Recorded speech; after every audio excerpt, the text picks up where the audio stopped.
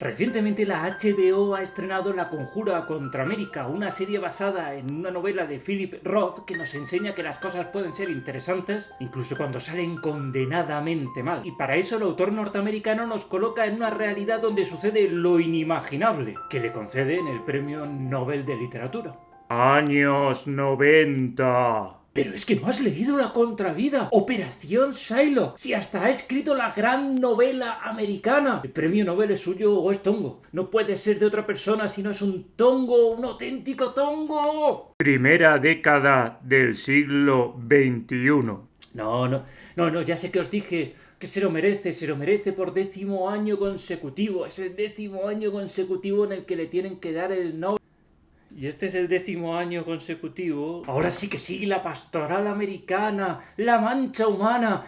Roth.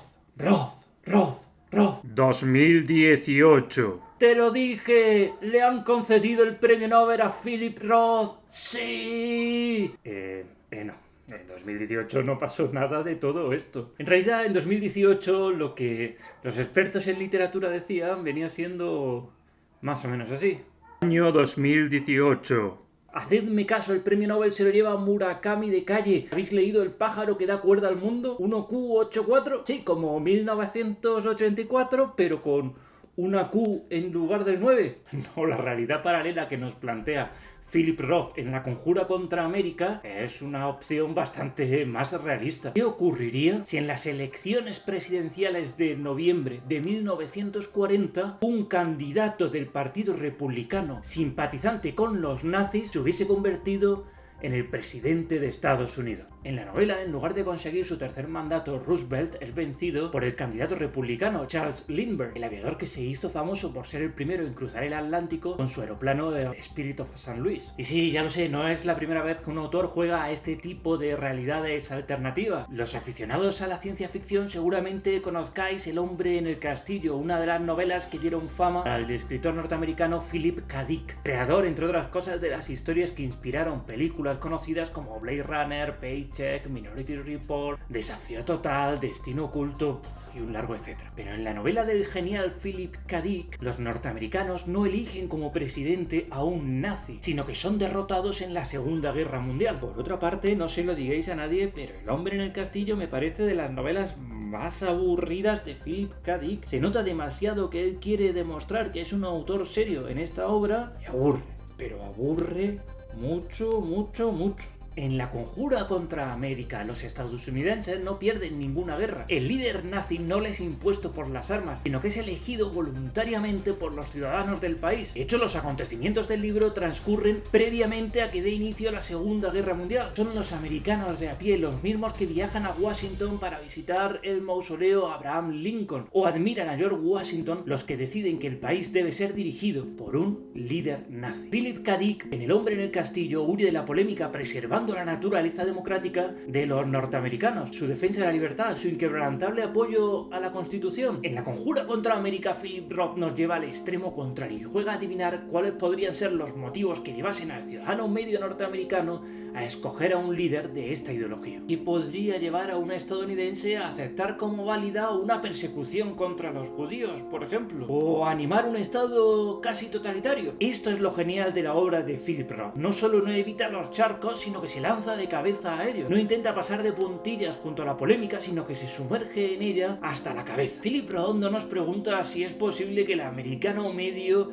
acepte políticas antisemitas, sino cuáles son los pasos necesarios para que esto suceda en un país con una larga tradición demócrata. ¿Qué puede suceder? Lo da por hecho. No duda ni sugiere ni pregunta, sencillamente da por hecho que el miedo bien gestionado por un líder carismático puede poner fin a largas tradiciones de democracia, libertad e igualdad. Y este es el motivo por el que esta obra de Philip Roth merece la pena. El único motivo, porque para ser sinceros, La Conjura contra América está muy cerca de ser lo que se considera una novela fallida. la trama política se convierte en una simple excusa para mantener la atención del lector mientras se desarrolla la verdadera trama de la historia, una biografía más o menos realista de la infancia de Philip Roth. Sí, Philip Roth, para terminar de hacer grande la polémica, se coloca a sí mismo como protagonista de la novela con 7 años. Pero esta trama política no es más que eso, una excusa, nada más. Os propongo un juego, eliminad todas las referencias a Lindbergh y veréis que la otra trama, la trama familiar, la que lleva el ritmo de los acontecimientos en la novela, puede desarrollarse exactamente igual. El primo de la familia podía haberse alistado de manera voluntaria a luchar en la Segunda Guerra Mundial con el bando de los aliados. Perfectamente el padre podría haberse quedado sin trabajo porque es despedido debido a que su jefe tiene manía a los judíos. Y así un largo, etcétera. La trama política no aporta nada, no interfiere en la historia, no hace girar los acontecimientos, solo sirve para mantener la atención del lector. De hecho, cuando la trama de la infancia de Roth llega a su culmen y finaliza, la otra trama es cercenada de manera lamentable.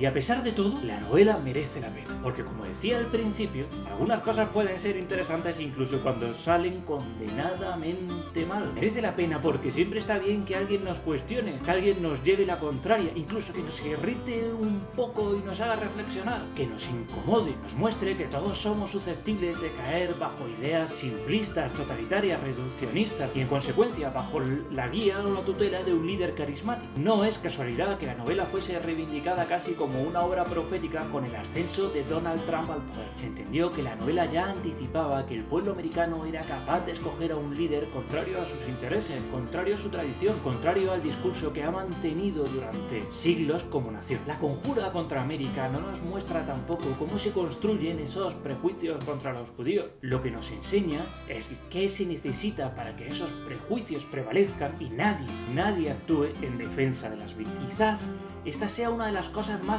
curiosas y originales de la obra. Lindbergh, el candidato republicano filonazi que llega a la presidencia, no dice en toda la novela una sola palabra en contra de los judíos. No hay un solo discurso en contra del pueblo hebreo o en defensa de una raza aria norteamericana. Es algo mucho más sutil. Lo que nos dice la novela es que no es necesario gastar energías para convencer a la población sobre esto. Solo es necesario que se acepte implícitamente que no todos somos iguales.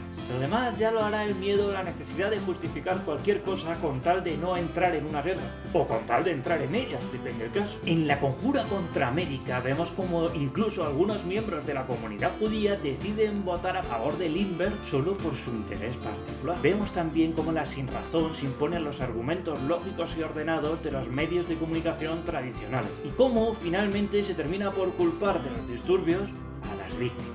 Si no estuviesen todo el día protestando contra el gran presidente Lindbergh y creando un clima de crispación, pues la gente no estaría crispada e iría a perseguir. Se culpa a las víctimas porque no hacen más que remar en contra del gobierno de Lindbergh. Se les culpa porque perturban la paz merecida por cualquier familia norteamericana durante un periodo de crisis. Se les culpa porque el sonido de su desesperación resulta desagradable en los oídos de quienes no sufren. Así los americanos de la novela pues empiezan a preguntarse cosas como: ¿en un momento de crisis es necesario estar criticando al gobierno a todas horas? Es obviamente lo que están haciendo los judíos en la novela, porque sienten que son marginados y perseguidos por el gobierno de Lindbergh. ¿No demuestra esta crítica constante su consabido antipatriotismo? Claro que es una crítica constante, pero es que ellos no están de acuerdo con el gobierno de Lindbergh. Si van irritando a la gente, que luego no les extrañe lo que les sucede. Gente corriente.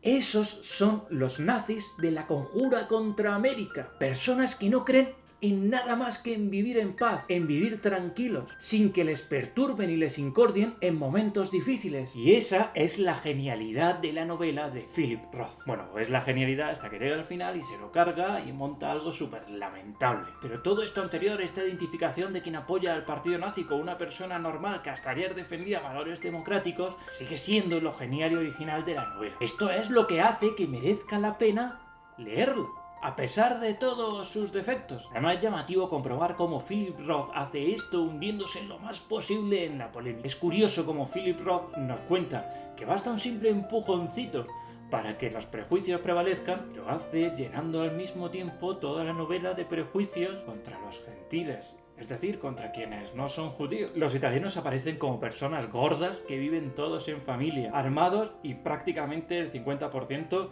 mafiosos. Las monjas cristianas dan miedo por la calle. Impresionante. Impresionante.